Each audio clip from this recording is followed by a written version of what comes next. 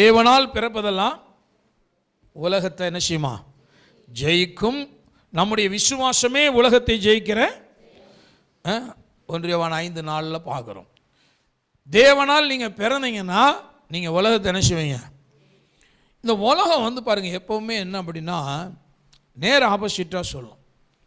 வேதம் அதை வேறு மாதிரி சொல்லுது. உலகம் வேறு மாதிரி டீச் பண்ணுது.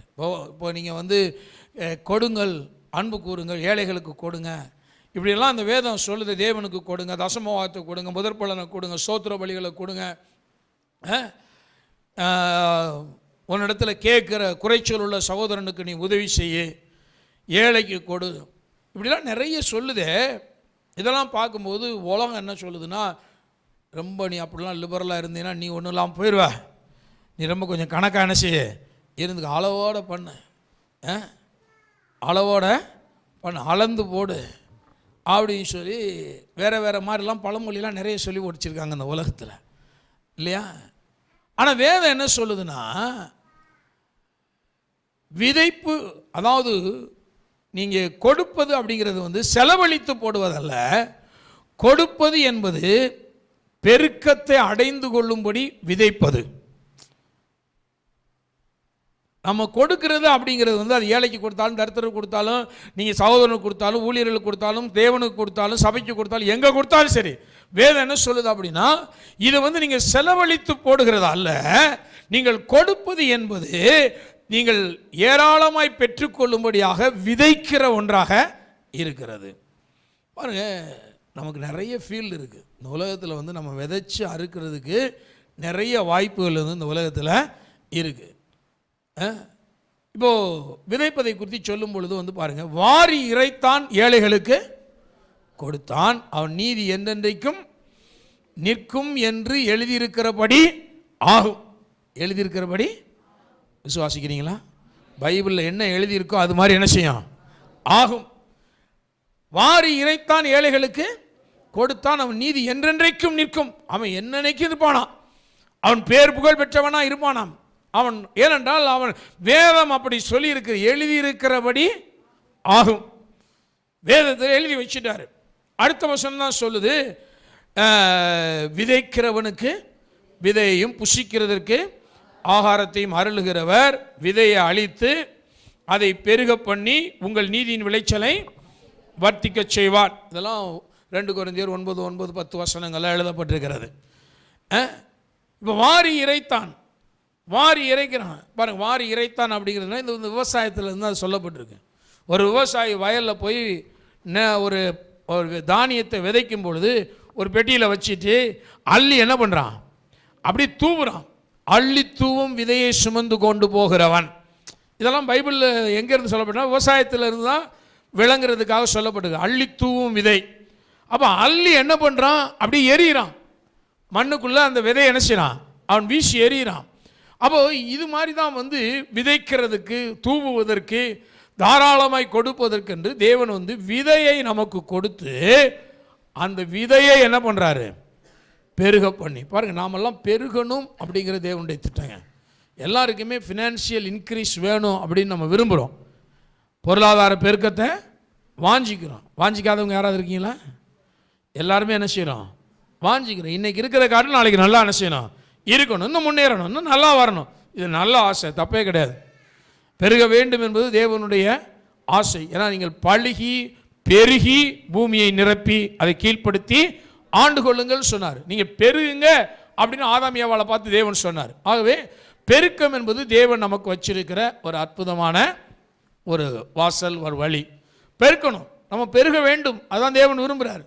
அப்போ நம்மளும் அந்த தேவனோடு இணைந்து அதை அந்த ஆசையை உடையவர்களாக மாறினோம்னா எப்படி பெருகலாங்கிறது தான் இந்த 2 கொரிந்தியர் 9:10 வசனங்கள் சொல்லுகிறது. என்ன பண்ணணும் அப்படின்னா, நீ விதைப்பதற்கு வயலை தெரிந்து கொள்ளணும். பாருங்கள், இந்த உலகத்தில் கிறிஸ்தவர்களுக்கு இந்த விதைப்பின் பிரமாணம் சரியாக என்ன விளங்க மாட்டேங்குது. ஒரு படிப்பறிவே இல்லாத விவசாயிக்கு விளங்குதுங்க. எப்படின்னு கேட்டால், அவனுக்கிட்ட ஒருவர் நிலமே இல்லைன்னு வச்சுக்கோங்களேன், குத்தகைக்கு போய் என்ன செய்கிறான், நிலத்தை குத்தகைக்கு போய் பிடிக்கிறான். ஒரு 3 வருஷத்துக்கு கொடுங்க, ஒரு 5 வருஷத்துக்கு கொடுங்க, வருஷத்துக்கு உங்களுக்கு நான் ஈவு தொகையை இவ்வளோ என்ன செய்கிறேன் கொடுக்குறேன். இப்போ ஏங்க இந்த விவசாயிக்கு ஏன் இவன் நிலமும் இல்லை, இவன் பேசாமல் வீட்டில் இருந்துட்டு போயிருக்கலாம். ஆனால் இவனுக்கு ஒரு அறிவு இருக்குது. என்னன்னு கேட்டால், ஒரு நிலத்தை பிடிச்சி உழுது அதில் விதைச்சா இவனுக்கு லீஸுக்கு எடுக்கிற பணத்தையும் கொடுத்துடலாம், மேலும் நான் மிச்சம் என்ன செய்யலாம், எடுக்கலாம். இந்த அறிவு தான் அவனை சும்மா இருக்க விடாமல் என்ன பண்ணுது, ஒரு வேலையை செய்யும்படி உந்தி தள்ளுது. இந்த அறிவு தான் நான் சொல்றேன், கிறிஸ்தவர்களுக்கு இந்த அறிவு வேண்டும். நான் விதைத்தால், நான் எனக்கு நிலமே இல்லாத விவசாயி கூட விதைக்கணுங்கிறதுல அக்கறைப்படுறான். லீஸுக்கு எடுத்தனால என்ன பண்ணணும், விதைக்கணும். எங்களுக்கெல்லாம் சின்ன வயசில் இருக்கும்போது எங்களுக்கெல்லாம் நிலமெல்லாம் கிடையாது. எங்களுக்கு பூர்வீகமாக இருந்த நிலத்தெல்லாம் எங்கள் அப்பா அதை தர்மத்துக்கு விட்டார். அதை போய் கிளைம் பண்ணாமல் விட்டு அதை அப்படியே போயிடுச்சு. ஆண்டு கொண்டவருக்கு நிலஞ்சு அந்த மாதிரி ஏக்கர் கணக்காக எடுத்துகிட்டு விட்டுட்டாங்க. ஆனால் எங்கள் அப்பா நாங்கள் சின்ன பிள்ளையாக இருக்கும்போது அவர் வேலை பார்த்த ஊர் பக்கத்தில் வயலை போய் ஒத்திக்கி பிடிப்பார். ஒத்திக்கி பிடிச்சி நெல்லை போடுவார், கடலையை போடுவார். எங்களுக்கு சனி ஞாயிறு ஆனால் காட்டில் போய் தண்ணி பாய்ச்சும்பாங்க, களை வெட்டும்பாங்க. எங்களுக்கு இதெல்லாம் புதுசு. எங்களுக்கு விவசாய குடும்பத்தில் நாங்கள் பிறக்கலை, வாத்தியார் குடும்பத்தில் பிறந்து வளர்ந்தோம். ஆனால் எங்கள் அப்பா என்ன பண்ணுவார்னா, கொண்டு போய் வயலில் விட்டு களை வெட்டுறாம்பார், கருதுறாம்பார். எல்லா வேலையும் அந்த 7ஆம் கிளாஸ் 8ஆம் கிளாஸ் படிக்கிற காலத்தில் எல்லாத்தையும் கற்றுக்கிட்டோம். எல்லாத்துலேயும் எங்களை கொண்டு இறக்கி விட்டுருவார். எனக்கு வெட்டு தெரிஞ்ச அளவு வெட்டு. அப்போ என்ன அப்படின்னா, அவருக்கு ஒரு அறிவு என்னென்னா, ஒத்திக்கி பிடிச்சா கூட நம்ம அதில் ஒரு வருமானத்தை என்ன செஞ்சிடலாம். இல்லை சும்மா போய் ஏதாவது எங்கள் அப்பா வேலை செய்வாரா, அவருக்கு ஏதோ லாபம் கிடைக்குது. அதனால தான் அந்த ஒத்திக்கி பிடிச்சினாலும் விதைக்கிறாரு இல்லையா. நாங்கள் அதெல்லாம் செஞ்சுருக்கிறோம். எங்கள் குடும்பத்தில் சின்ன வயசில் நிறைய தேவை இருந்தனால எங்கள் அப்பா இந்த மாதிரி நிறைய வேலை போவார். திடீர்னு கோழி பண்ண வைப்பார். வாத்தியார் வேலையை செஞ்சுட்டு என்னென்ன செய்ய முடியுமோ எல்லா வேலையும் செஞ்சவர் எங்கள் அப்பா எல்லா வேலையிலையும் எங்களையும் குடும்பம் ஈடுபடுத்திடுவார். எல்லாம் பண்ணுவோம், குடும்பமாக சேர்ந்து தான் பண்ணி அந்த காலத்தில் எல்லா தேவையெல்லாம் சந்திக்கக்கூடிய அளவில் இருந்துச்சு. ஏன்னா எங்கள் குடும்பம் நல்ல ஒரு 9 பேர் 10 பேர் உள்ள பெரிய குடும்பம். எல்லாருக்கும் உணவு வேணும் இல்லையா, எல்லோரும் வேலை செய்யணும் ஏதாவது. அது மாதிரி எங்கள் அப்பா நிறைய சின்ன சின்ன ஐடியாவெலாம் நிறைய பண்ணுவார். ஷார்ட்டாக ஒரு வருமானம் எடுக்கிறதுக்கு என்ன வழி இருக்குது எல்லாம் பண்ணுவோம், அப்படி பண்ணுவார். நான் சொன்னேன், அவங்களுக்கு ஒரு அறிவு இருக்கிறது. விதைத்தால் ஒரு அறுவடை நிச்சயம் கிடைக்கும். கிடைச்சிச்சா அப்படின்னா கிடைச்சது. அப்போது வேதமாக அதை தான் சொல்லுதுங்க. ஏமா நான் உனக்கு பெருக்கத்தை உன்ட்ட வச்சுட்டேன், நீ பெருக வேண்டும், நீ கொடுக்கணுங்கிற பிரமாணத்தை உன்ட்ட வச்சுருக்கேன். கொடுக்கணும்னா முதல்ல உனக்கு என்ன செய்யணும், உண்டாயிருக்கணும். இருந்தால் தானே கொடுக்க முடியும். சொல்லுவோம்ல, இருந்தால் கொடுத்துட மாட்டேனா அப்படிம்போம்ல. அப்போ இருக்கிறதுக்கு என்ன வழி உண்டாக்குறது, பெருக்கணுமே முதல்ல. அதுக்கு தான் இந்த ஸ்கீம். அவர் என்ன சொல்கிறாருன்னா, எப்பா நீ முதல்ல எந்த அளவு விதைக்கிறாயோ அந்த அளவில் நீ அறுக்க போகிற, முதல்ல இதை ஸ்டார்ட் பண்ணு அப்படிங்கிறார். முதல்ல வாரி இறைத்தான், ஏழைகளுக்கு கொடுத்தான். கொடுப்பது என்பது விதைப்பதுன்னு சொல்கிறார். இப்போ இதை நீ விதைக்கும் பொழுது தேவன் என்ன பண்ணாரு, உங்கள் நீதியின் விளைச்சலை அதை பெருக பண்ணி உங்கள் நீதியின் விளைச்சலை நீங்கள் விதைச்சு பாருங்க, நிச்சயமாக அதில் ஒரு பெருக்கத்தை நீங்கள் நினைச்சுவீங்க, அடைவீர்கள். இதுவரை நான் நிறைய பார்த்துருக்கிறேன் கிறிஸ்தவ வாழ்க்கையில். நிறைய பேர் நம்முடைய சபையின் மூலமாகவும் எங்கள் மூலமாக வெளியிலிருந்து வார்த்தையை கேட்கிறவங்களும் அநேகர் பெருகி இருக்கிறாங்க. ஆனால் அவங்கெல்லாம் கேட்டதோடு நிற்காமல் கேட்ட பிரமாணத்தை அவர்கள் செயல்படுத்துகிற மனிதர்களாய் மாறி இருக்கிறார்கள். அந்த விதைப்பின் வேலை அவங்க செய்ய ஆரம்பித்ததுனால அவங்க பெருகிட்டே போகிறாங்க. அவங்க வாழ்க்கையில் இன்னும் நல்ல உயர்ந்த நிலைகளை நிச்சயமாக நினைச்சுவாங்க, எட்டுவாங்க. ஏன்னா அவங்க விதைக்க பழகிட்டாங்க. விதைப்பு அறுப்பை அவங்களுடைய வாழ்க்கையின் பழக்கமாக்கி கொண்டார்கள். ஆகவே அதை நம்ம செய்யணும். அப்போ நம்ம அதை பெருக பண்ணுகிற தேவன் நமக்குள்ளே இருக்கிறார். இப்போது உலகம் என்ன சொல்லணும்னா, நீ எப்போ கண்ணா புண்ணாலாம் அப்படி இப்படிலாம் அவங்க சொல்கிறோம்லாம் கொடுத்துட்டு இருக்காதுன்னு சொல்லும். அது விதைக்கிறதுக்கு ரெஸ்ட்ரிக்ஷன் வைக்குது உலகம். ரொம்பலாம் காணிக்க கொடுக்காத, அப்படிலாம் கொடுக்காது, இப்படிலாம் கொடுக்காது, ஏதோ ஒன்று கொடுக்குறோமோ அதோட சாட்டிஸ்ஃபை பண்ணிட்டு போயிடும் அப்படின்னு. இங்கே தான் நம்ம உலகத்தை ஜெயிக்க வேண்டியிருக்கிறது. இப்போ பாருங்களேன், எல்லாருக்கும் பஞ்சங்க. அவெல்லாம் அந்நிய தேசத்தை நோக்கி, அமலேக்கியர்களுடைய தேசத்தில் இருந்தவங்கெல்லாம் எகிப்தை நோக்கி ஓடிட்டு இருக்காங்க. ஈசாக்கு அந்த காலத்தில் அந்த இடத்துல என்ன செஞ்சார், விதைத்தார். அந்த ஒரே வருஷத்தில் எத்தனை மடங்கு, 100 மடங்கு அரித்தான். இவன் தான் உலகத்தை ஜெயித்தவன். இப்போ வேதம் என்ன சொல்லுதுன்னா, உலகம் சொல்ற கணக்குப்படி நீ கணக்கு போடாத, நீ தேவனால் பிறப்பதெல்லாம் உலகத்தை ஜெயிக்கும். அப்படின்னா உலகம் சொல்றதெல்லாம் விட்டுட்டு தேவன் என்ன சொல்றாருங்கிறத நீ என்ன செய்ய, கணக்கு போட்டு பாரு. தேவனுடைய கால்குலேஷன் படி நீ வாரி இறைக்க ஆரம்பி, தான தர்மங்களை பண்ணு, நேசிக்க ஆரம்பி. சகோதரனிடத்தில் குறை சொல்லணும் உன்ட்ட வந்தானா இல்லைன்னு சொல்லாமல் எதையாவது ஒன்று செய். நீ இரக்கம் பாராட்டு. இப்போ தேவன்கிட்ட இருந்து நீ பதிலை எதிர்பார் அப்படிங்கிறார். தரித்திரனுக்கு இறங்குகிறவன் கர்த்தரால் ஆசீர்வாதம் பெறுவான் என்று வேதம் சொல்லுது. ஏழைக்கு இறங்குகிறவன் கர்த்தருக்கு கடன் கொடுக்குறான்னு ஒரு வசனம் சொல்லுது. இன்னொரு வசனம் சொல்லுது தரித்திரனுக்கு இறங்குகிறவன் கர்த்தரால் ஆசீர்வாதம் பெறுவான். ஸோ ஒருத்தன் கஷ்டம்னு நின்றுட்டான், நீங்கள் கொடுத்துட்டு கர்த்தர்கிட்ட கேட்டு பாருங்கள். கடவுள் அற்புதமான ஆசீர்வாதங்களை நம்முடைய வாழ்க்கையில் நிச்சயமாகவே கட்டளையிடுவார். அந்த பெருக்கத்தை நாம் இந்த உலகத்தில் நம்ம அனுபவிக்க நிச்சயமாகவே அனுபவிக்க முடியும். கர்த்தர் நம்மை ஆசீர்வதித்து அப்படியாக பெருக பண்ணுவார். பாருங்கள், தேவனால் பிறப்பதெல்லாம் உலகத்தை ஜெயிக்கிற ஜெயம் அப்படின்னு சொன்னால், இந்த உலகத்தில் உலகத்தினுடைய கணக்குகளை எல்லாம் தாண்டி நாம் தேவனால் பிறந்தவன் அப்படிங்கிறத நம்ம காண்பிக்க வேண்டியிருக்கிறது. எதுலனா விதைப்பின் காரியத்தில் காண்பிக்க வேண்டியிருக்கு. விதைப்பு, அறுப்பு, இதெல்லாம் சூப்பர் நேச்சுரலாக நான் சில காரியங்களை பார்க்க போகிறேன் அப்படிங்கிறத விசுவாசித்து அதை எதிர்பார்த்து நம்ம அப்படி செய்ய வேண்டியது. இதை யார் செய்ய முடியும்னா மறுபிறப்பை பெற்றவன் தான் என்ன செய்ய முடியுமா?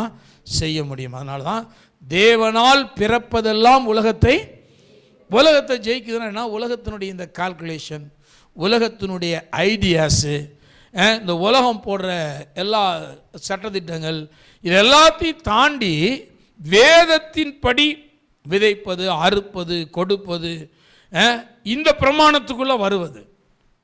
அதனால தான் வேதம் சொல்லுது தேவனால் பிறப்பதெல்லாம் உலகத்தை நிச்சயமா ஜெயிக்கும் என்று பார்க்கிறோம். நிறைய நேரங்களில் அந்த உலகம் என்ன கொடுக்குதுன்னா கவலையை கொடுக்குது. பாருங்கள், மத்தேயு சுவிசேஷம் 13 திருப்பிக்குள்ளும் பாருங்கள். இங்கே அந்த விதையை பற்றி வேதம் சொல்லுது, விதைக்கிறத பற்றி சொல்லுது. சொல்லும் பொழுது 13 அதிகாரத்தில் விளக்கம் சொல்கிறார். விளக்கம் சொல்லும் பொழுது இந்த உலகத்தில் பலன் கொடாமல் போகுது அப்படிங்கிறார். 22 வசனம் பாருங்கள், 13 அதிகாரம் 22 வசனம். முள்ளுள்ள இடங்களிலே விதைக்கப்பட்டவர்கள் வசனத்தை கேட்கிறவராக இருந்தும். பாருங்க, அவங்கெல்லாம் யாருன்னா வசனத்தை கேட்குறவங்க, வசனமெல்லாம் ஒழுங்காக கேட்டுடுறாங்க. ஆனால் இவங்க வாழ்க்கை எப்படின்னு கேட்டால் முள்ளுள்ள இடத்துல விதைக்கப்பட்ட ஒரு வசனத்தை போல இருக்கிறவர்கள். இவங்க என்னன்னா வசனத்தை கேட்கிறவனாக இருந்தும் என்ன வருது? உலக கவலையும் ஐஸ்வர்யத்தின் மயக்கமும் வசனத்தை என்ன செய்யுது? நெருக்குது. இப்போ நீங்கள் கேட்ட வசனத்தை 2 விஷயம் கார்னர் பண்ணுது. என்னன்னா உலக கவலை, ஐஸ்வர்யத்தின் மயக்கம். இன்னொன்று கூட லூக்கால சொல்லப்படுது சிற்றின்பம். உலக கவலை, ஐஸ்வர்யத்தின் மயக்கம், சிற்றின்பம். சின்ன சின்ன காரியங்கள், ஒரு சின்ன ப்ளஷருக்காக ஏதாவது ஒரு காரியம், பெரிய தப்பு பண்ணுறதில்ல, ஆனால் சிற்றின்பமான காரியங்கள். இவைகள் என்ன பண்ணுது அப்படின்னா எதை நெருக்குது? உங்களை இல்லை, நீங்கள் கேட்ட வசனத்துக்கு நெருக்கடி கொடுக்குது. நீங்கள் கேட்டிருக்கிற வசனத்தை நெருக்காமல் விட்டால் அந்த வசனம் விளைந்து என்ன செய்யும்? உங்கள் வாழ்க்கையில் பலனை கொடுத்துரும். ஆனால் உங்களுக்குள்ளே விதைக்கப்பட்ட வசனத்தை இந்த உலக கவலை, ஐஸ்வர்யத்தின் மயக்கம், சிற்றின்பம் இதெல்லாம் சேர்ந்து என்ன பண்ணுது? அப்படியே நெருக்கி அந்த வசனம் என்ற அந்த விதை வளர்ந்து அது ஒரு செடியாக, ஒரு மரமாகி அது கனி கொடாதபடிக்கு என்ன பண்ணுதான்? நெருக்குது. அப்போ ஒன்று என்ன பண்ணணும்னா, இந்த வசனம் நல்லா கனி கொடுக்கணும்னா உலக கவலை என்ன செய்யணும்? விடணும். அதனால தான் உலகத்தை நீங்கள் ஜெயித்தீர்கள் என்று வேதம் சொல்லுது. தேவனால் பிறப்பதெல்லாம் உலகத்தை ஜெயிக்கும். அப்போ உலகத்தை ஜெயிக்கும்னா நீங்கள் ஒரு பாயிண்ட்டுக்கு வரணும். என்னன்னா, நான் கவலைப்பட போகிறதே கிடையாது. என்ன செய்ய போகிறதில்ல? நிறைய பேர் நம்மள்ட்ட கேட்குற ஒரு வார்த்தை, உனக்கு கொஞ்சம் கூட கவலை இல்லையான்னு கேட்பாங்க. இல்லையா? ஏதாவது வாழ்க்கையில் சில காரியங்களை உணர்த்துறதுக்கு வந்தாங்கன்னா, உனக்கு கொஞ்சம் கூட இதை பற்றி கவலை இல்லையா அப்படிம்பாங்க. நான் சொல்கிறேன், எனக்கு கொஞ்சம் கூட கவலை இல்லைன்னு நீங்கள் சொல்லணும். ஏன்னா பரலோகத்தில் கொஞ்சம் கூட கவலை கிடையாதுங்க. ஹல்லேலூயா. தேவன்கிட்ட கொஞ்சம் கூட கவலை கிடையாது. எங்கேயாவது தேவதூதர்கள் உட்காந்து கவலையோடு உட்கார்ந்து இருந்தார்கள்? 4 தேவதூதர்கள் போய் அதை விசாரிக்க போனாங்க அப்படின்னு போட்டிருக்கா இல்லை. இல்லை தேவன் கவலையாக இருந்தார், தூதர்கள்லாம் போய் ஆறுதல் சொல்ல போனாங்க அப்படின்னு போட்டிருக்கேன். நான் சொன்னேன், சொந்த குமாரனை இந்த உலகத்திலே பிதாவாகிய தேவன் கொடுத்த பொழுது கூட அவர் கவலைப்படவில்லை.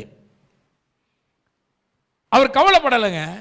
அவர் கொடுத்துட்டு ஐயோ என் குமாரனை கொடுத்துட்டேனே அப்படி உட்காந்து கவலைப்பட்டு இருக்கல. அவருக்கு தெரியும் என்னுடைய குமாரன் வெற்றியாளனாக திரும்ப எழுந்து என்ன செய்வார், வருவார். அவர் நான் மனுவிற்கத்தை நான் நேசிக்கிறபடினால நான் அதை கொடுத்துருக்கிறேன், என் குமாரனை நான் திரும்ப பெற்றுக்கொள்ளுவேன், அது பிதாவாகிய தேவனுக்கு தெரியும்.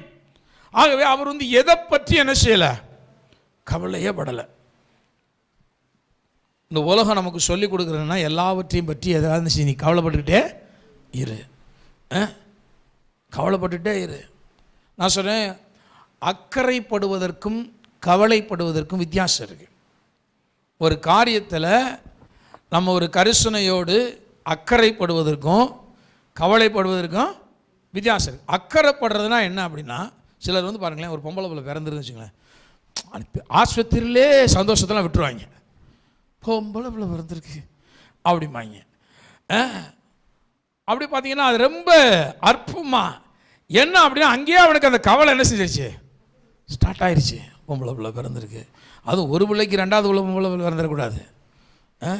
ஒருத்தர்லாம் இங்கே ஒரு வீட்டில் ரெண்டாவது பொம்பளை பிள்ளை பிறந்துருச்சு, கள்ளிப்பாலை ஊற்றிட்டாங்க. தாய்க்கு தெரியாமலே ஊற்றிட்டான், ஆஸ்பத்திரி வச்சு. இங்கே நடந்த சம்பவம் தான். கடைசிக்கு மூச்சு முட்டுது, அந்த பிள்ளை சாக போகுது. ஆஸ்பத்திரியில் திட்டுன்னு திட்டி, எவனோ நீங்கள் உள்ளே அனுப்பியே ஊற்றி தான் அந்த பிள்ளை இப்போ சாக போகுது, நல்லா இருந்த பிள்ளை தூக்கிட்டு ஆஸ்பத்திரி ஓடுங்கடான்னு விரட்டிட்டாங்க. ஆஸ்பத்திரி விட்டு இந்த லேனாட்ஸ் நடந்தது தான். அப்புறம் இங்கே தூக்கிட்டு இங்கே ஓடியாந்தாங்க. நல்லா ஞாபகம் இருக்குது. ராத்திரி 12 மணி, அப்போ தான் 11:55 நான் கதை அடைச்சி உள்ளே படுக்கிறேன். 12 மணிக்கு காலிங் பெல் அடிக்குது. எனக்கு என்னடா கேட்டெல்லாம் போட்டிருக்கேன், எப்படா காலிங் பெல் அடிக்குதுன்னு பார்த்தேன். அப்புறம் பார்த்தா இந்த விக்டோரியா சிஸ்டர் ஆள் குட்டையாக இருக்கிறதுனால, அப்போல்லாம் கொஞ்சம் ஒல்லியாக இருந்தாங்க, கேட்டுக்கு அடியில் புகுந்து உருண்டு பெல் அடிக்கிறாங்க. எனக்கு கதவையும் திறக்கிறது ஜன்னல் வழியை பார்த்தா அவங்க நின்றுக்கிட்டு இருக்காங்க. என்னன்னு கேட்டால், ஜெபம் பண்ணணும் பாஸ்டர்னு. சரி என்னென்ன அவசரம், கதவை திறந்து பார்த்தா ஒரு குழந்தை அப்படியே கையெல்லாம் கீழே விழுந்துருச்சு, தாய் மடியில் இருக்குது, கழுத்தெல்லாம் விழுந்துருச்சு. இந்த நிலையில் கொண்டு வராங்க. நான் புரிஞ்சுக்கிட்டேன், ஒன்றும் விசாரிக்கலாம் வேண்டிய அவசியமே கிடையாது. ஏன்னா பிள்ளை உங்களுக்கு பொம்பளை பிள்ளை, ரெண்டாவது பிள்ளை எவனோ ஒருத்தர் சம்திங் பண்ணிட்டான். சரி ஏன் ஆஸ்பத்திரி இங்கே கொண்டாந்தீங்கன்னு கேட்டேன். ஆஸ்பத்திரிலேருந்து வரைச்சி விட்டாங்க, தூக்கிட்டு போ, நீ ஏதோ மிஸ்டேக் பண்ணிட்டேன், இங்கே செத்ததுன்னு இருக்க வேணாம், தூக்கிட்டு போ அப்படின்ட்டான். இப்போ நான் அந்த தாயிட்ட கேட்டேன், இந்த பிள்ளை வேணும்னு நீ நம்ம சும்மா ஃபார்மாலிட்டிக்கு ஜெபம் பண்ண வந்திருக்கியா, இல்லை இந்த குழந்தை வேணும்னு நீ வந்திருக்கியா இங்கே?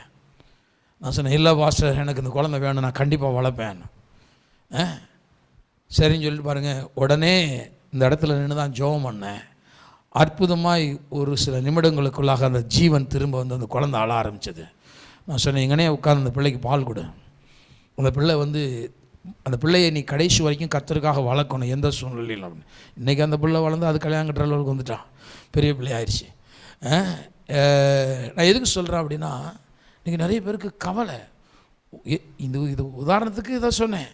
நிறைய பேருக்கு தொழிலை குறித்த கவலை, விடிஞ்சா அடைஞ்சா என்ன செய்ய போகிறோம், லாபம் இல்லையா, என்ன பண்ண போகிறோம், கவலை. நான் சொல்கிறேன், அக்கறைப்படுதல் என்பது வேறு. அக்கறைப்படுதல்னால் என்னென்னா, அதை எப்படி நம்ம டெவலப் பண்ணலாம், அதை எப்படி முன்னேற்றத்துக்கு கொண்டு வரலாம், அதை எப்படி வளர்க்கலாம், அதை எப்படி என்ன செய்தால் அது சீரும் சிறப்புமாக வருமானம் ஈட்டக்கூடியதாக அல்லது ஆசீர்வாதமானதாக அது என்ன செய்யும், மாறும் அப்படின்னு அக்கறைப்படுதுங்கிறது வேற. கவலைப்பட்டுட்டு ஐயோ பிறந்துருச்சே நீ என்ன பண்ண போகிறோம் அப்படின்னு சொல்லி கவலைப்படுகிறது வேறு. கவலையை தான் வேதம் வேண்டான்னு சொல்லுது, அக்கறைப்பட வேணாம்னு சொல்லலை. கண்டிப்பாக நம்ம கேர்டேக் பண்ணணும், கவனம் செலுத்த வேண்டும், கவலைப்படக்கூடாது. ரெண்டுக்கும் வித்தியாசம் இருக்குங்க. கவனம் செலுத்துறதுக்கும் அக்கறைப்படுறதுக்கும் கவலைப்படுறதுக்கும் பெருத்து வித்தியாசம் இருக்குது. சிலர் என்னென்னா அக்கறைப்படுறதும் இல்லை. அப்புறம் பார்த்திங்கன்னா எப்போ பார்த்தா ஏன் தான் பிறந்து தொலைஞ்சிச்சோ, இது பிறந்ததுலேருந்து எனக்கு சரியில்லை அப்படின்னு பேசிக்கிடுவாங்க. சில பிள்ளைகளை பார்த்து சொல்லுவாங்க, இவன் பிறந்ததுலேருந்தே நேரம் சரியில்லை. சிலர் சொல்லுவாங்க, இவன் பிறந்ததுலேருந்து ராசிங்க. அதாவது என்ன, அவங்க எதிர்பார்க்குற பிள்ளை பிறந்துருச்சான். மனுஷனுடைய மனநிலை தான் எல்லாத்துக்கும் காரணம். ஒரு நாள் ஒருத்தவங்க வீட்டில் பிள்ளையே இல்லை, பிள்ளை இருக்குது, 2 பொம்பளை பிள்ளைங்க, 3வது பையன் வேணும். அது ஆரம்பத்தில் 3வது பையன் வேணும் ஜெபம் பண்ணி, அப்புறம் கன்சீவ் ஆச்சு. கன்சீவ் ஆனதுலேருந்து ஜெபம் பண்ணிகிட்டே இருக்குது, எனக்கு பையன் பிறக்கணும் பாஸ்டர், பையன் பிறக்கணும் பாஸ்டர். இப்போ டெலிவரிக்கு போகிறதுக்கு முன்னாடி பெரிய கவலை வந்துருச்சு. அதுக்கு என்னென்னா, டெலிவரியில் ஒரு வேளை பொம்பளை பிள்ளை ஆயிடுச்சுன்னா என்னையா பண்ணுறது? புருஷன் முன்னாடி உட்காந்து ரொம்ப கவலை, அது அழுகுது. ஆஸ்பத்திரி போகிறதுக்கு முன்னாடி உட்காந்து அழுகுது. நான் சொன்னேன், 10 மாதமாக என்ன கேட்டுக்கிட்டு இருந்தேன், பையன் வேணும் பையன் வேணும் பையன் வேணும் கேட்டு சந்தோஷமாக தானே கன்சீவ் ஆனேன். இப்போ பிறக்க போகிற நேரத்தில் எதுக்கு இந்த கவலை? தூக்கி கீழே போட்டுட்டு தைரியமாக போங்க சிஸ்டர் அப்படின்னு சொல்லி ஜெபம் பண்ணி அனுப்பிவிட்டேன். பையன் பிறந்துட்டான். அப்படியே அப்பா ஒரே சந்தோஷம். அப்புறம் 1 மாதம் கழிச்சு அவங்க பாட்டி வந்து சொல்லுது, பையன் பிறந்த நேரம் ராசி, என் பையன் போய் ஒரு 30 சென்ட் இடம் வாங்கிட்டான்.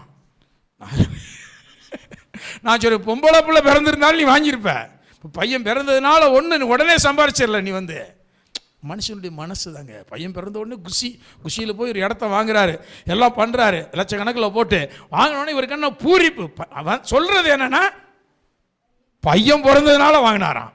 நான் சொல்கிறேன், பொண்ணு பிறந்தாலும் வாங்கியிருக்க முடியும். நம்மளுடைய மனநிலைகள் சில நேரங்களில் தேவையில்லாத கவலையை எக்ஸ்ட்ரீமாக உள்ளே கொண்டு போயிடும். சில நேரங்களில் தேவையில்லாத காரியத்தில் வேறு மாதிரி இதில் சந்தோஷத்தை வைக்கிறோம்.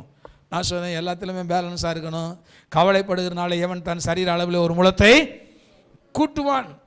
ஒரு முழத்தை கூட்டவோ குறைக்கவோ முடியாதிருக்க நீங்கள் கவலைப்படுகிறது என்ன? பரலோகம் என்ன சொல்லுதுன்னா, கவலையே இல்லாம வாழ் அப்படின்னு சொல்லி கொடுக்கிற ராஜ்யத்துக்கு பேர் தாங்க பரலோக ராஜ்யம். ஹல்லேலூயா. நீங்கள் அந்த ராஜ்யத்தின் கீழே இருக்கிறீர்கள். இங்க உட்கார்ந்துகிட்டு யாருமே எதை குறிச்சுமே என்ன செய்யக்கூடாது. எல்லாம் பிரசங்க கேட்டு கடைசிக்கு லைன்ல வந்து என் பிள்ளைய நினைச்சா தான் பாஸ்டர் கவலையா இருக்கு. பிரசங்கம் எல்லாம் முடிச்சு அடுத்த பிரேயர் ரெக்வெஸ்ட் கேட்டா, என் பிள்ளைய நினைச்சு நான் சொன்னேன், பிள்ளைய நினைச்சு கவலைப்படாத, பிள்ளையை நல்வழிப்படுத்த அக்கறைப்படு, பிள்ளைக்காக ஜெபம் பண்ணு, அவ்வளவுதான். பிள்ளையை குறித்து கவலைப்படுறதுனால உன் பிள்ளை நாளாக மாற போகிறது கிடையாது. அதை நினச்சி துக்கப்பட நீங்களும் பலவீனப்பட்டு தான் போவீங்க, வியாதிப்பட்டு தான் போவீங்க. சரீரம் கவலையினால் ஒடுங்கி தான் போகும். அதுக்கு பதிலாக வேதம் சொல்லுகிறது, கர்த்தர் பார்த்து கொள்ளுவார். குமாரனை கொண்டு பலியாக கொடுக்கணுங்க. ஆபிரகாம் கூட்டிகிட்டு போகிறாரு. வழியில் குமாரன் கேட்குறான், தகன பலிக்கான ஆடு எங்கே? ஆபிரகாம் கொஞ்சம் கூட யோசிக்காமல் சொல்கிறாரு, கர்த்தர் பார்த்து கொள்ளுவார், கர்த்தருடைய பர்வதத்திலே பார்த்து கொள்ளப்படும்.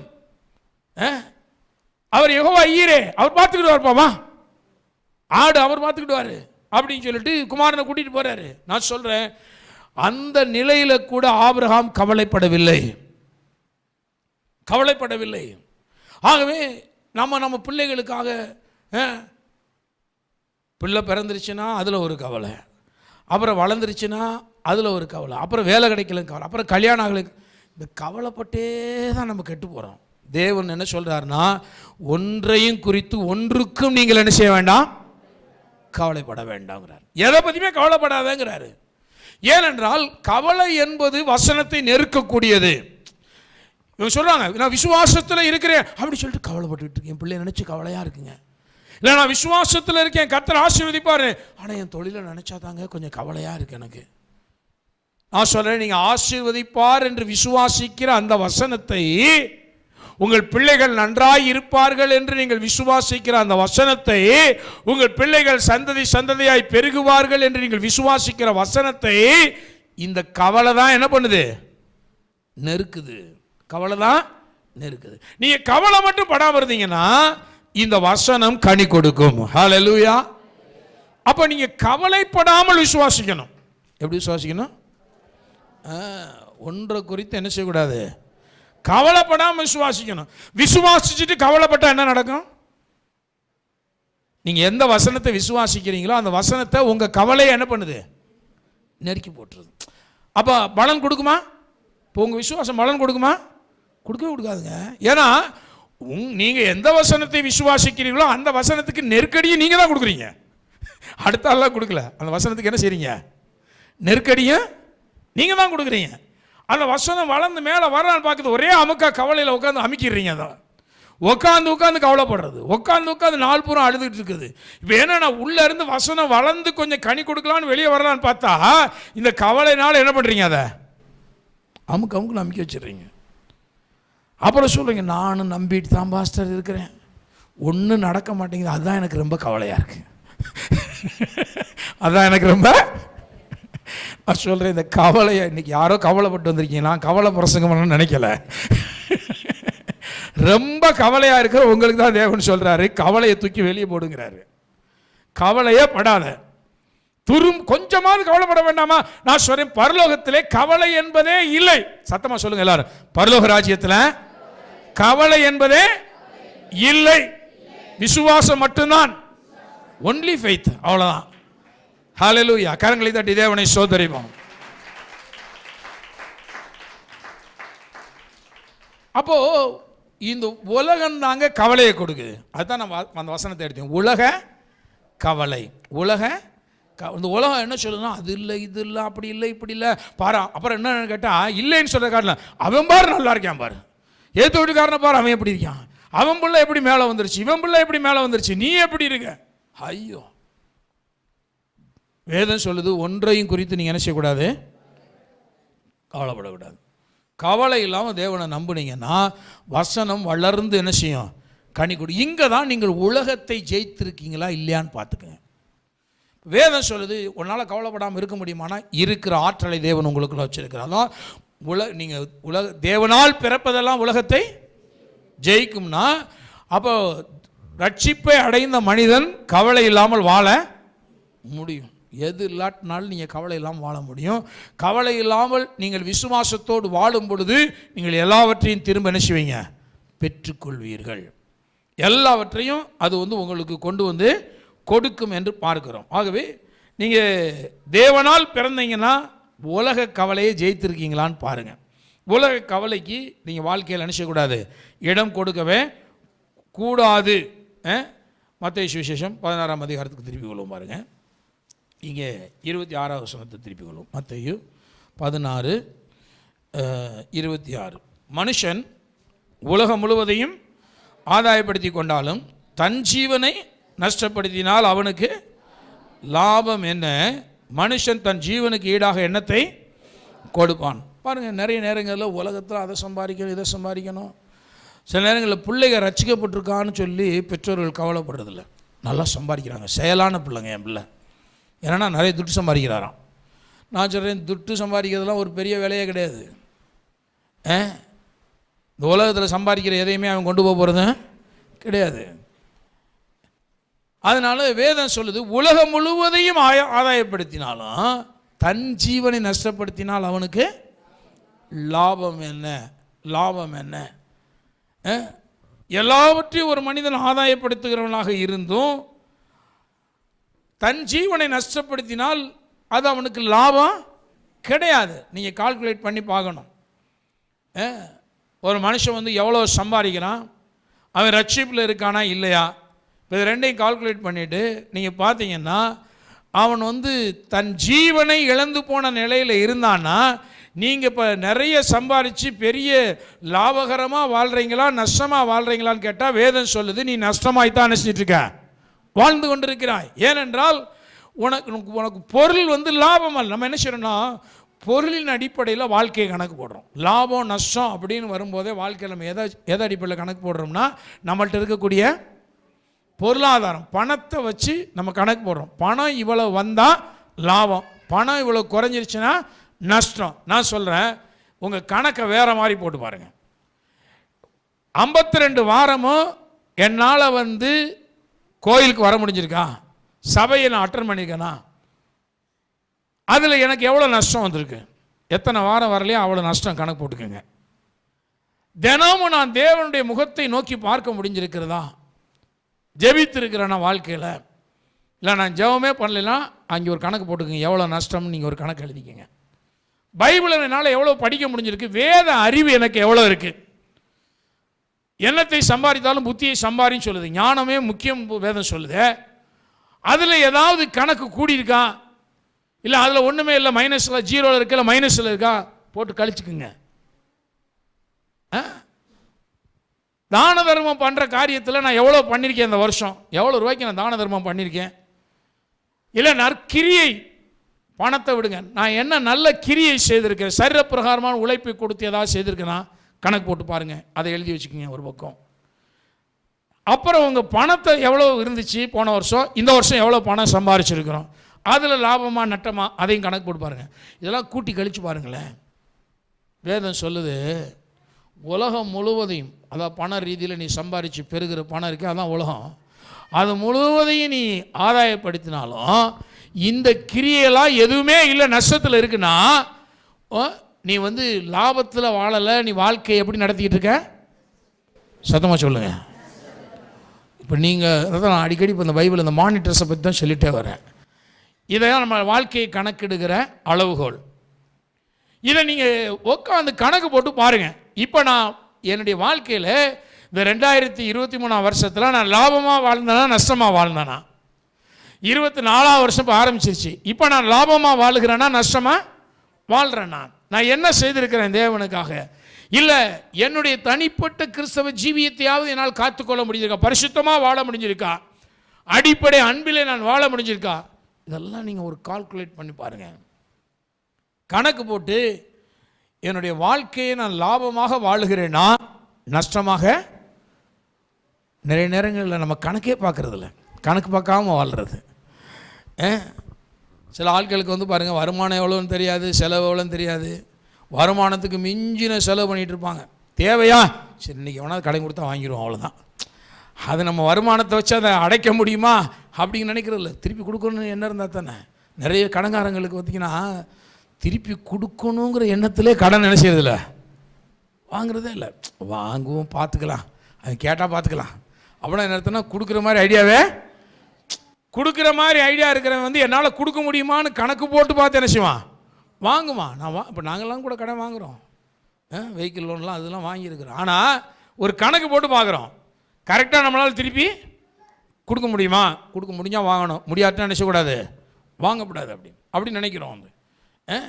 சிலர் என்னென்னா கணக்கு இல்லாமல் கடன் வாங்குறது, கொடுக்குறான் உடனே போய் வாங்கிடுவோம். வேதம் என்ன சொல்லுதுன்னா கணக்கு போடுன்னு சொல்லுது. உலகம் முழுவதையும் ஆதாயப்படுத்துகிற மாதிரி தெரியுது, நிறைய பணம் பெருகுது. ஆனால் உன்னுடைய பர்சனல் கிறிஸ்டியன் லைஃப் எப்படி இருக்கு? தேவனுக்கு உனக்கு உள்ள தொடர்பு எப்படி இருக்கு? பரலோக ராஜ்யத்தினுடைய பிரஜையா நீ இருக்கிற, அந்த தேவனுடைய ராஜ்யத்தை குறித்த அக்கறை உனக்கு எவ்வளோ இருக்கு? அதில் என்ன கிரியை செய்திருக்கிற? தேவனுடைய கற்பனையின்படி என்ன செய்திருக்கிற? இதெல்லாம் கொஞ்சம் கணக்கு போட்டு பாரு. இப்போ கூட்டி அழிச்சு பாரு, உனக்கு லாபமாக இருக்கா நஷ்டமா இருக்கா அப்படின்னு கேட்டா, நீ எவ்வளவுதான் பணம் நிறைய சம்பாதிச்சிருந்தாலும் இதிலே லாபம் இல்லை என்றால்,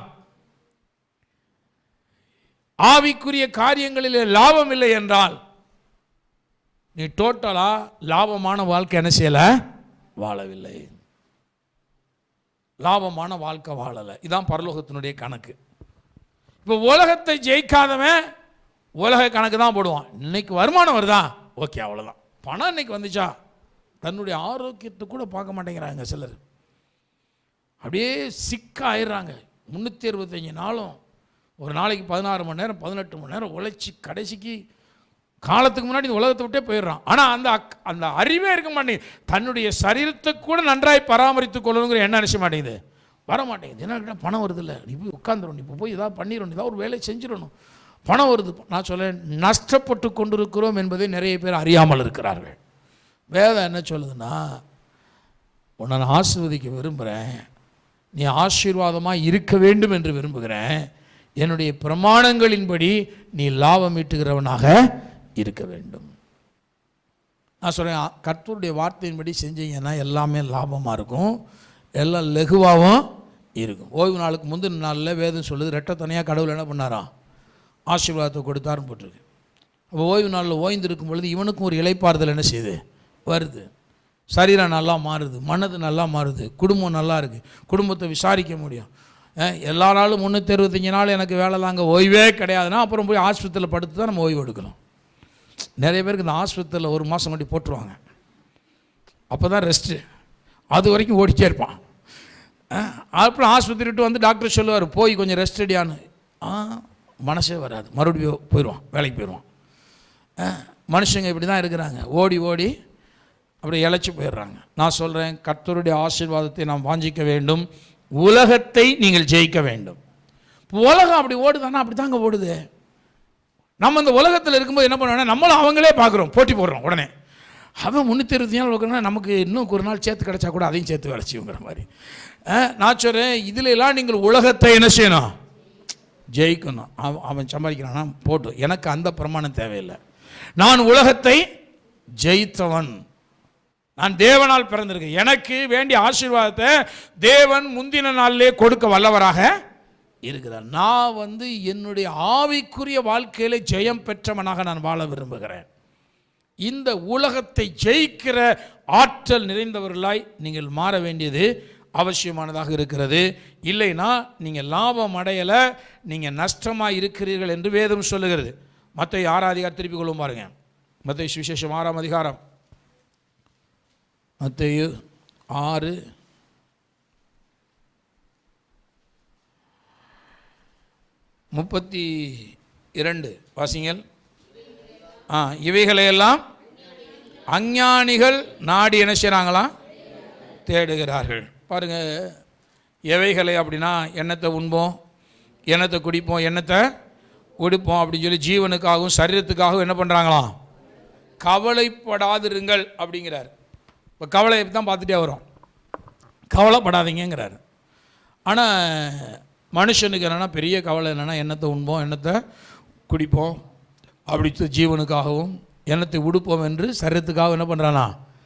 ரொம்ப கவலை, நிறைய ரொம்ப கவலைப்பட்டு அவன் ரொம்ப கலங்கிட்டு இருக்கிறான்.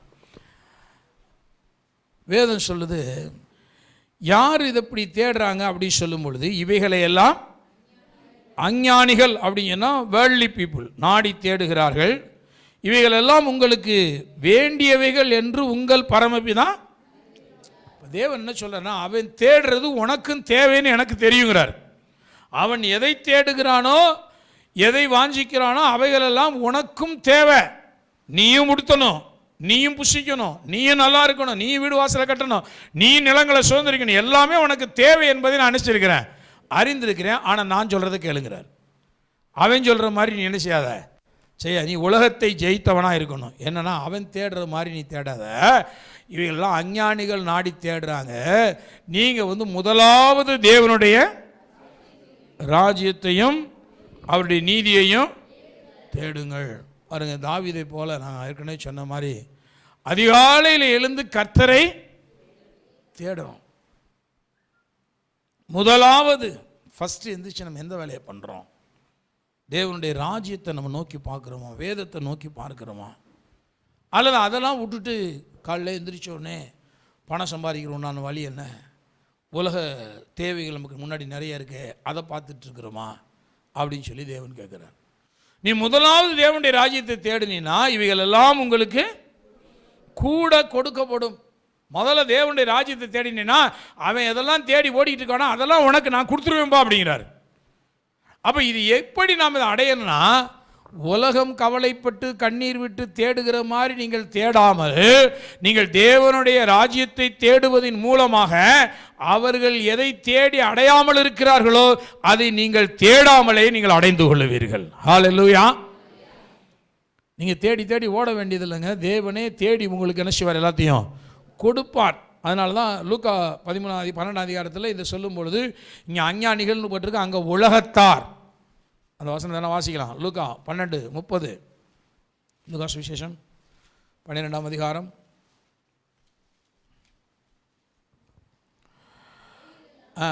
இவைகளையெல்லாம் யாரு? அங்கே அஞ்ஞானிகள்னு போட்டுருந்துச்சு, இங்கே நல்லா தெளிவாக போட்டிருக்கு. யார் தேடுறாமா? உலகத்தார் நாடி தேடுகிறார்கள். இவைகள் உங்களுக்கு வேண்டியவைகள் என்று உங்கள் பரம பிதாவானவர் என்ன பண்ணிக்காரு? அறிந்திருக்கிறார். தேவனுடைய ராஜ்யத்தையே வேதம் என்ன சொல்லுதுன்னா, கடவுளுடைய ராஜ்யத்தை என்ன செய்யணும்? தேடு. தேவனுடைய ராஜ்யத்தை தேடு. அப்படி தேடுனா இவைகள் எல்லாம் உங்களுக்கு கூட கொடுக்கப்படும். நமக்கு இந்த வசனமெல்லாம் மனப்பாடமாக தெரியும், ஏன்னா ஓயாமல் சொல்கிற வசனம். தேவனுடைய ராஜ்யத்தை நீதியை தேடுங்கள், அப்பொழுது இவைகள் எல்லாம் உங்களுக்கு கூட. நம்ம தினமும் இந்த வசனத்தை சொல்லிவிட்டு ஆனால் ஒழுங்காக தேடுறதில்ல.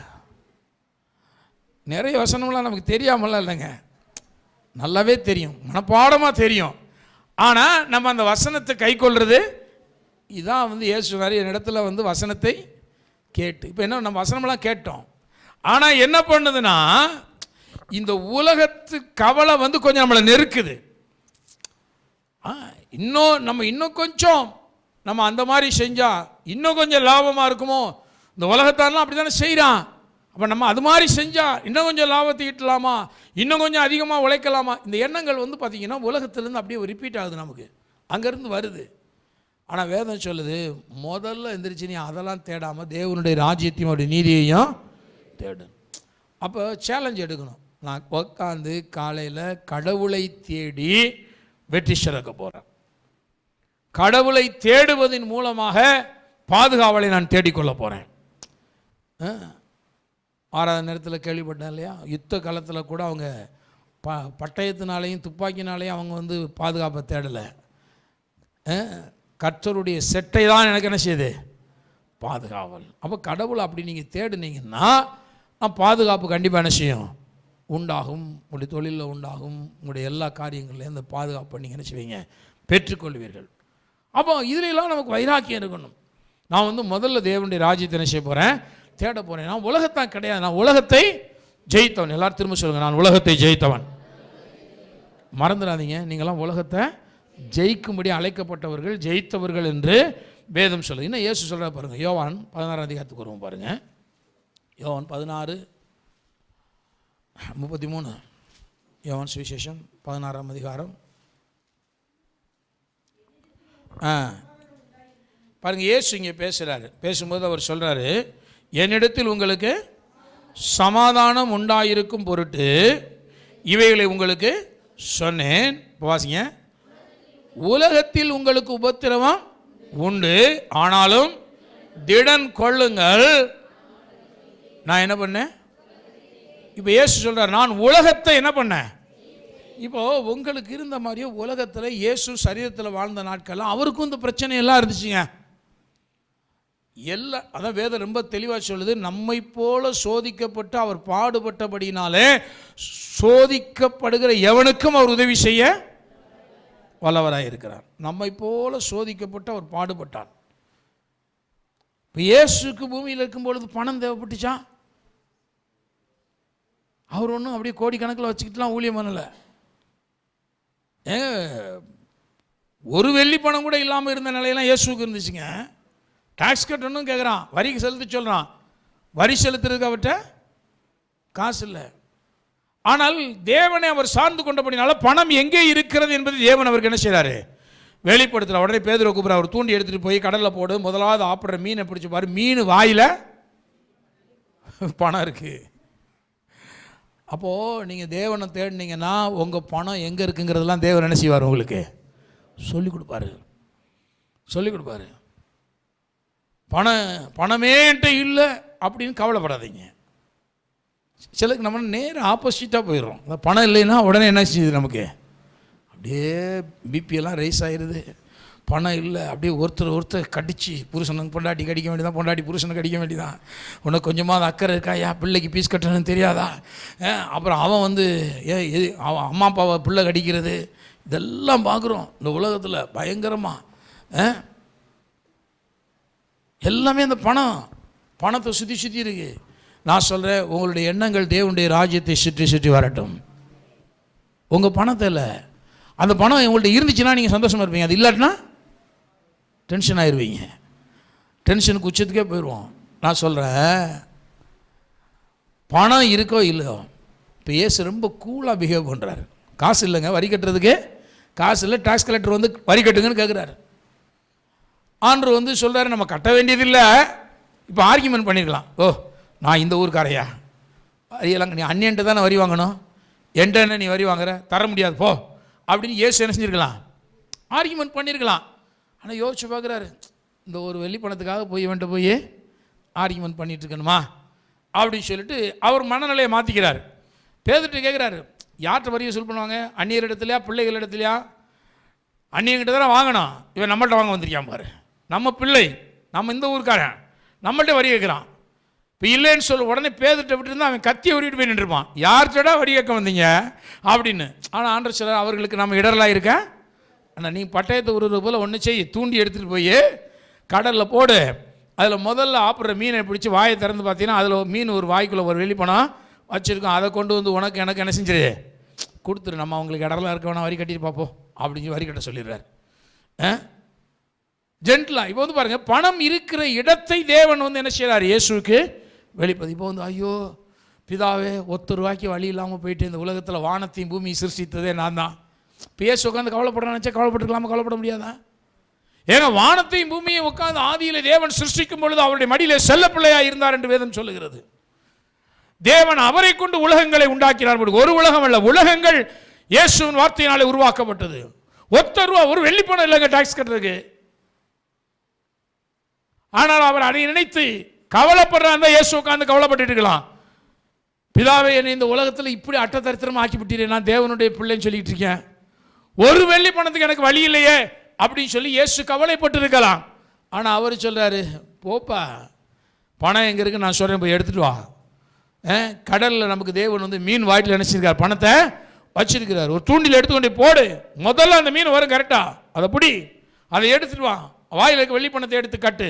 பணம் இருக்கிற இடத்தை, தேவனுடைய ராஜ்யத்தை தேடுகிற மனிதனுக்கு பணம் எங்கே இருக்கிறது என்பதை எடுத்துக்கொள்ளும்படி தேவன் காண்பிக்கிறவராக இருக்கிறார். பணத்தை தேடி தேடி அலைஞ்சிட்டு இருக்கிறது இல்லை. சிலர் நான் தேடிட்டே இருக்கேங்க, ஒன்றுமே ஆப்பிடலை. நான் சொல்கிறேன், தேவன் இருக்கிற இடத்தை காண்பிக்கிறவராக இருக்கிறார். நீங்கள் ஈஸியாக போய் எடுத்துகிட்டு வந்துடுவீங்க. எத்தனை பேர் அப்படி எடுத்துக்கொள்ள விரும்புகிறீங்க? நான் சொல்கிறேன், அப்படிப்பட்ட வாழ்க்கை வாழ வேண்டும் என்று விரும்புங்கள். முதல்ல தேவனை தேடுங்க, பணம் உங்களை தேடி வரும். நீங்கள் பணத்தை தேடிக்கிட்டே இருக்க வேண்டியதில்லை, பணத்தை போய் எளிதாக எடுத்துக்கொள்வீர்கள். ஆமென். ஆகவே நீங்கள் கடவுளை, அவருடைய ராஜ்யத்தை தேடுங்க, கவலைப்படாதீங்க. கவலைப்படாமல் இருந்தீங்கன்னா நீங்கள் வெற்றி சிறப்பீங்க. நீங்கள் உலகத்துக்கு ஒத்த வேஷம் தெரியாமல் இருங்கள். நீங்கள் உலகத்தை ஜெயிங்க. உலகம் சொல்கிற கணக்கெல்லாம் தாண்டி நான் தேவனை தேட போகிறேன் அப்படின்னு நிலைக்கு வாங்க. அந்த நிலைக்கு பாருங்கள், பணம் இருக்கிற இடமெல்லாம் உங்களுக்கு தென்பட ஆரம்பிக்கும். எளிதாக நீங்கள் ஐஸ்வர்யத்தை சுதந்திரிப்பீர்கள். எல்லாரும் எழுந்து நிற்போம். ஹல்லேலூயா. கர்த்தருடைய வார்த்தைக்காக எல்லா உரக்க கரங்களை தட்டி தேவனை நாம் வாயினால் சோதரிப்போம். ஹல்லேலூயா, ஹல்லேலூயா, ஹல்லேலூயா, ஹல்லேலூயா, ஹல்லேலூயா, ஹல்லேலூயா, ஹல்லேலூயா, ஹல்லேலூயா, ஹல்லேலூயா, ஹல்லேலூயா. தேவனுடைய ராஜ்யத்தை தேடுறதை விட்டுட்டு உலகம் முழுவதும் நம்ம கடலே சுற்றி வலையை தூக்கிட்டு லோலோன்னு ராத்திரி பூரா அலைஞ்சா கூட ஒரு மீன் குஞ்சு கூட கிடைக்காது. தேவனுடைய ராஜ்யத்தை தேடி உலகத்தை ஜெயித்து தேவனுடைய ராஜ்யத்தை தேடினீங்கன்னா பரமபிதா எல்லாவற்றையும் உங்களுக்கு தருவார். ஏங்க, ஆபிரகாம் நம்முடைய தேவன் தகப்பன்னு சொல்கிறோம், ஆபிரகாமுடைய தேவன் இயேசுன்னு சொல்கிறோம். ஆபிரகாமுக்கு ஆட்டுக்குட்டியை வச்சுருந்தார், தேவையான நேரத்தில் டைம்லி ஹெல்ப்பராக அவர் செஞ்சார்.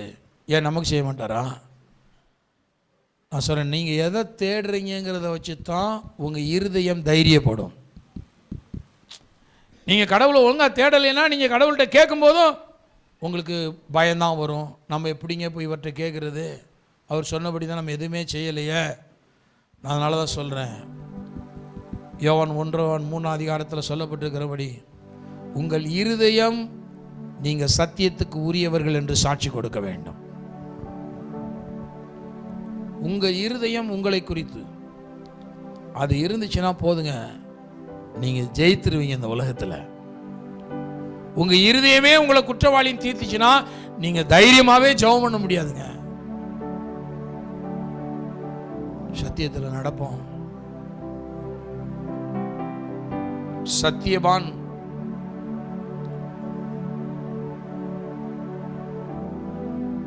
உங்க ஊரு சத்தியபுரம், நீதிபுரம் அப்படின்லாம் அழைக்கப்படணும். உங்க வாழ்க்கை மாறணும். நீங்க சத்தியத்துக்குரியவர்கள் அப்படி சொல்லப்படணும். இந்த நிலைக்கு வாங்க. விசுவாசிக்கிறேன்னு சொல்லிட்டு பக்கத்திலே கவலையை வச்சிங்கன்னா நீங்க எந்த வசனத்தை விசுவாசிக்கிறீங்களோ அந்த வசனத்தை உங்க கவலையை நெருக்குது. பலனை நீங்கள் எதிர்பார்க்க முடியாது. அதனாலதான் வேதம் சொல்லுகிறது, ஒன்றுக்கும் கவலைப்படாமல் எல்லாவற்றையும் ஸ்தோத்திரத்தோட தேவனுக்கு தெரியப்படுது. கவலையை உள்ள விடக்கூடாதுன்னா ஸ்தோத்திரம் பண்ணுங்க. வாக்கு தத்தத்தை நான் நம்பி இருக்கிறேன், நாள் முழுவதும் அவரை துதிக்கிற துதி என் வாயில் இருக்கும். நீங்க யோசித்து பாருங்க, வாழ்க்கையில நாள் முழுவதும், ஒரு நாள் அல்ல, 2 நாள் அல்ல, பல நாட்கள், பல வாரங்கள் கூட கண்ணீரும் அழுகையும் கவலையிலும் கிடந்த மக்களை நம்ம பார்க்கிறோம். கொஞ்சம் ஆப்போசிட்டா சிந்திச்சு பாருங்க. ஒரு நாள் முழுவதும் உட்காந்து நான் துதிச்சிருக்கேனா? இன்னைக்கு என்னுடைய டே ஆஃப் வொர்ஷிப். காலையில இருந்து உட்காந்து நான் கடவுளை சாயந்தரம் வரைக்கும் துதிக்க போறேன். 10 மணி நேரம் துதிக்க போறேன், 12 மணி நேரம் துதிக்க போறேன். நீங்க உங்களுடைய டாஸ்கை இப்படி வைங்க.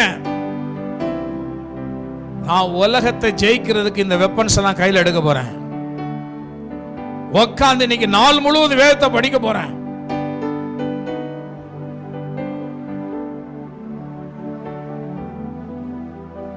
கர்த்தரையே நான் பார்த்துட்டு இருக்க போறேன். எனக்கு ஒத்தாசை வரும் பர்வதங்களுக்கு நேராக என் கண்களை ஏறெடுக்கிறேன்னா, தாவீது ஏதோ சும்மா ஒரு 5 நிமிஷம் ஜெபம் பண்ற கடவுளை பார்த்துட்டு திரும்பிட்டாரும் போடல.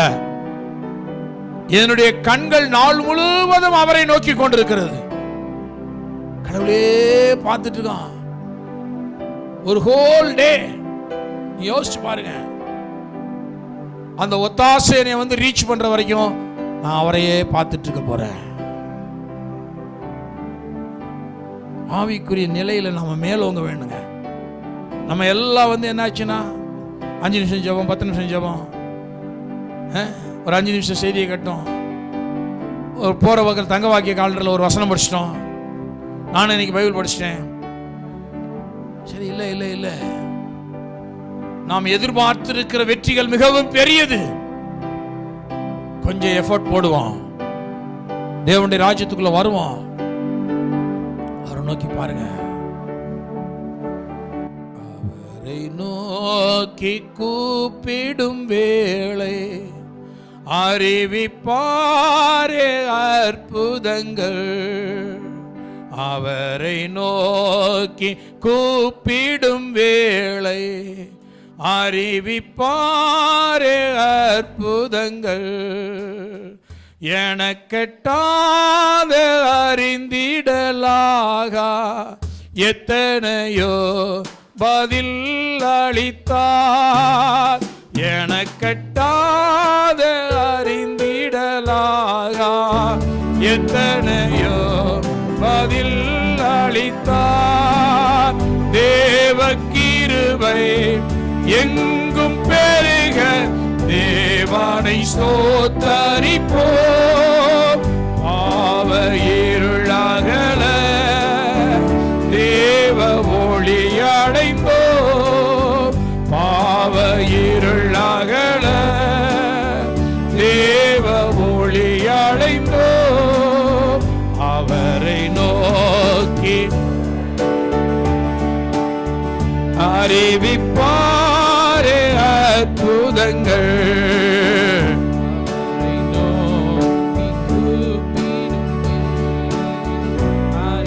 அறிவிப்பாரே அற்புதங்கள். எனக்கெட்டாத அறிந்திடலாக பதில் அளித்தார். எனக்கெட்டாத அறிந்திடலாக எத்தனையோ பதில் அளித்தார். தேவ கிருபை எங்கும் பெருக தேவனை ஸ்தோத்தரிப்போம். பாவ இருளகல தேவ ஒளி அடைந்தோம். பாவ இருளகல தேவ ஒளி அடைந்தோம்.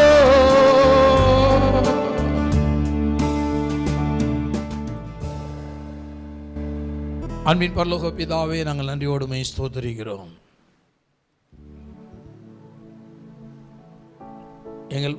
எங்களை விசாரிக்கிறவர் நீராண்டவர். பூமியை விசாரிக்கிறவர், எங்களை விசாரிக்கிறவர்.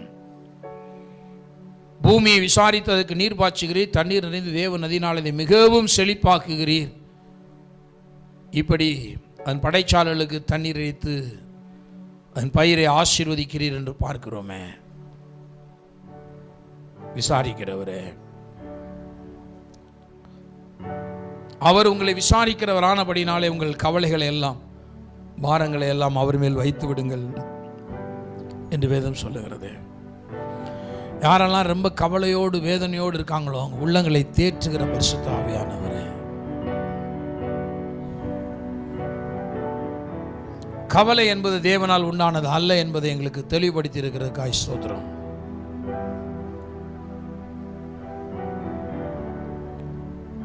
கவலை உலகத்திலிருந்து உண்டாகிற ஒன்றாக இருக்கிறதே கர்த்தாவே.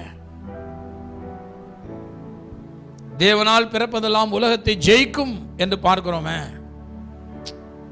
நாங்கள் ஜெயிப்பதன் மூலமாக, உலகத்தை ஜெயிப்பதன் மூலமாக கவலையற்றவர்களாய் நாங்கள் வாழ்ந்து உமது ஆசீர்வாதங்களை சுதந்திரித்துக் கொள்ள ஒவ்வொருவருக்கு அனுகிரகம் பாராட்டுவீராக. கவலையற்ற மானிடர்களாய் எங்களை மாற்றுகிறீர். உமக்கு நன்றி. உடைய கரத்திலே எங்களை தாழ்த்தி அர்ப்பணிக்கிறோம். இயேசு கிறிஸ்துவின் வெளியேறப்பட்ட நாமத்தில் ஜெபிக்கிறோம். ஜீவனுள்ள எங்கள் நல்ல பிதாவே, ஆமென். ஹல்லேலூயா.